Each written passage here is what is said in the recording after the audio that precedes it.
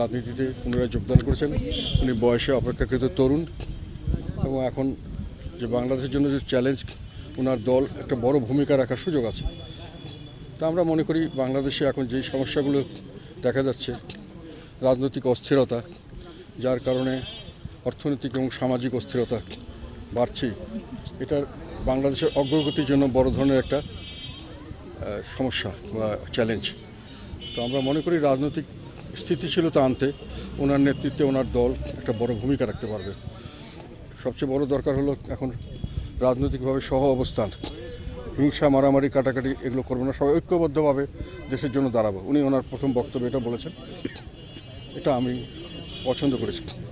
এখন এই জিনিসটা রিয়েলাইজ করা দরকার যে বাংলাদেশ আমাদের সকলের, সকলে মিলে আমরা বাংলাদেশকে চালাবো। ঐক্য দরকার, সকলের মধ্যে সমঝোতা দরকার, সহ অবস্থান দরকার।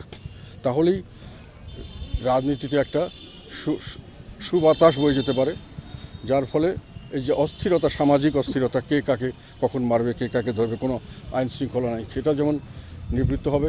একই সঙ্গে অর্থনৈতিকভাবে দেশ যে আস্তে আস্তে দেউলিয়তের দিকে যাচ্ছে, মিল কারখানা বন্ধ, কোনো ইনভেস্টমেন্ট হচ্ছে না, এমনকি বিভিন্নভাবে বাইরের থেকে যে এক্সপোর্ট ইম্পোর্টের ব্যাপারে, সেখানে আমরা এক্সপোর্ট এখন তো নতুন এবং ফিরে আসা গ্রাহকদের জন্য নগদে চলছে ক্যাশব্যাক সহ প্রতিদিন হাজারো উপহার জেতার সুযোগ। হবে আশা আর ফেরা, সারপ্রাইজ সেরা।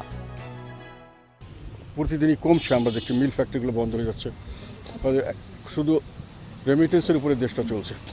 আর তাও এখন আবার বিভিন্নভাবে এটা বিভিন্ন জায়গায় মার খাচ্ছে আমাদের দেশের এই রাজনৈতিক অস্থিরতার কারণে। এবং বিশেষ করে ওয়েস্টার্ন ওয়ার্ল্ডের বিভিন্ন জায়গায় একটা কথা মানুষের মুখে আসছে যে বাংলাদেশে একটা জঙ্গিবাদের উত্থান হচ্ছে।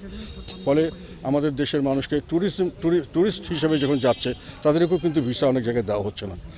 তো শুধু কাজ করার জন্য ভিসা দেওয়া হবে, সেটার ব্যাপারেও মালয়েশিয়া কয়েকদিন আগে দেখলাম, মালয়েশিয়া আমাদের একটা বড় বাজার, সেখানে দেখলাম যে 30 বা 37 জন লোককে তারা আইএসআইএস, যেটা ইসলামী জঙ্গি সংগঠন, বিভিন্ন পৃথিবীর সব দেশই প্রায় নিষিদ্ধ, সেই সংগঠনের লোক হিসাবে চাঁদা নিয়ে সেখানে পাঠানোর ব্যবস্থা করা, এই ধরনের কাজগুলি ধরা পড়েছে।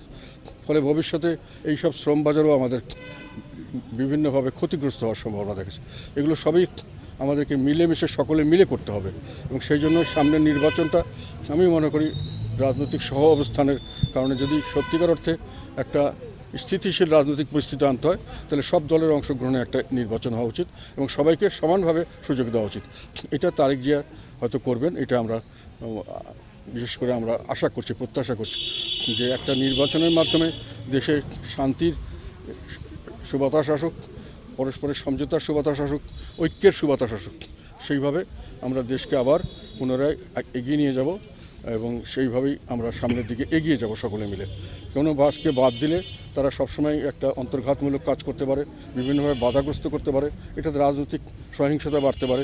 এটাতে ইলেকশনই একমাত্র, এই ধরনের যদি ইলেকশন হয়, এটা সমাধান হবে না বলে আমাদের বিশ্বাস।